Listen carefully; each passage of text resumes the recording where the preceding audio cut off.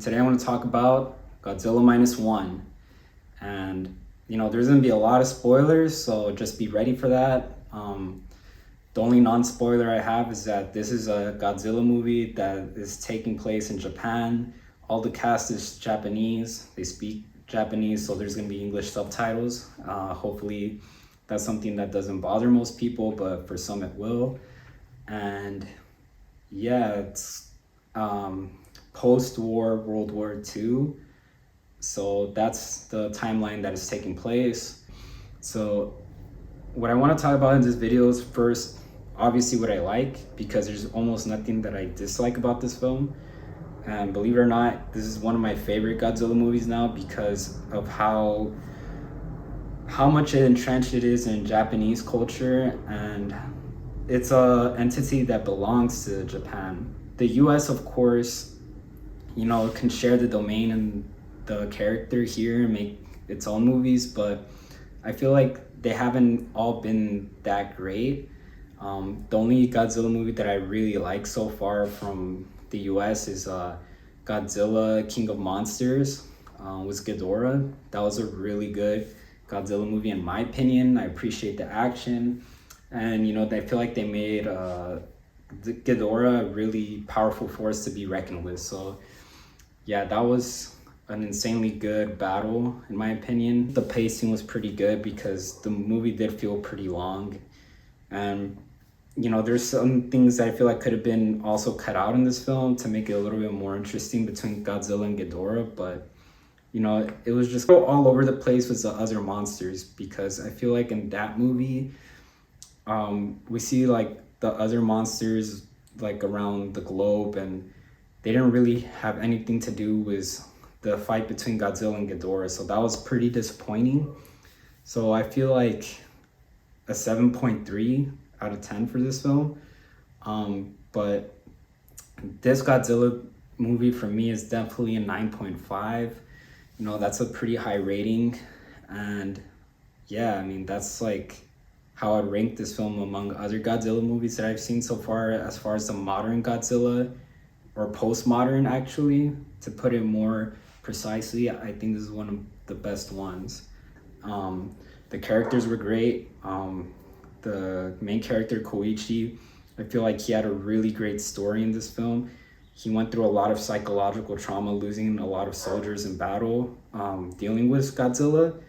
And the movie gets its name because they're dealing with more suffering than they have from the war. So Japan is in a place -1, hence the title, because not only are they recovering from a war, but now they have to recover from the destruction that Godzilla is putting on the Japanese people, after World War II. So it's really tough because atomic bombs, and then you're dealing with Godzilla destroying things, and also with this atomic breath that's basically nuclear power destroying the city. It can destroy things fairly easy, pretty much like destroying cardboard, with like the cities and people. He's a very powerful force to be reckoned with, and I just think that this movie did such a great job in showing Koichi's psychological trauma and how he's trying to deal with that, and how he's trying to get close to this character Noriko, who we meet in this film as a person who she finds refuge with Koichi, but they're both trauma bonding for sure. So there's that, and the fact that Koichi still has to deal with like fighting Godzilla in many parts of the movie. At some point it felt kind of like Jaws and stuff like that, and I just got some nostalgia from other movies that it made me think of. And of course, it was just a movie where it shows how Koichi's bond to Noriko, and the girl that Noriko had, she had a newborn from a dying mother that she adopted basically. And it was crazy because now they have to take care of this girl, and so they're kind of like a family that are taking time to figure out where they are and where they stand in the world. So everything just kind of falls into place because of all the damage that happened between the war and Godzilla destroying everything and the place they are in Japan. I for sure remember the fact that it's really about what happens to Koichi in most of this, and how Japanese military are dealing with Godzilla, and how Godzilla makes them kind of lose faith a little bit each time they have to duke it out. And I gotta say, like, the amount of destruction and fighting that there is in this film is really satisfying.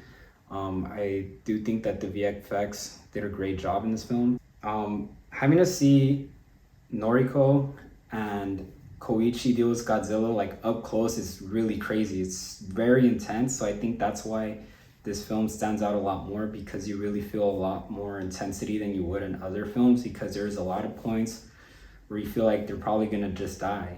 Like that's the end of the road for them. Like there was plenty of surprise in this film that made me really happy. You know, it's like a pleasant surprise. So I don't really want to give too much of that away. I just want to say, like, this film was great. I don't even want to say the ending, like what happens, because it's definitely something where you know, you may be able to predict, but the fact that it happens the way it does, the fact that the movie ends in a high note, really makes it memorable. I feel I can't recommend this movie enough. The characters have perfect chemistry. Like, I couldn't ask for more. I couldn't ask for a better Godzilla movie than this, because I wouldn't even know how that would look like. But the fact that, you know, everything was pretty much well meshed together, there's really almost nothing that I can complain about this film. Then a few times that Godzilla looks like an animatronic, when, you know, you're looking at him and he's like walking towards the city or walking around the city, he looks like an animatronic, but that's pretty much it. You know, this film is great. That's all I got for this video, and yeah, there will be more from this channel soon, and I will give more updates on the channel, and I'll see you in the next one.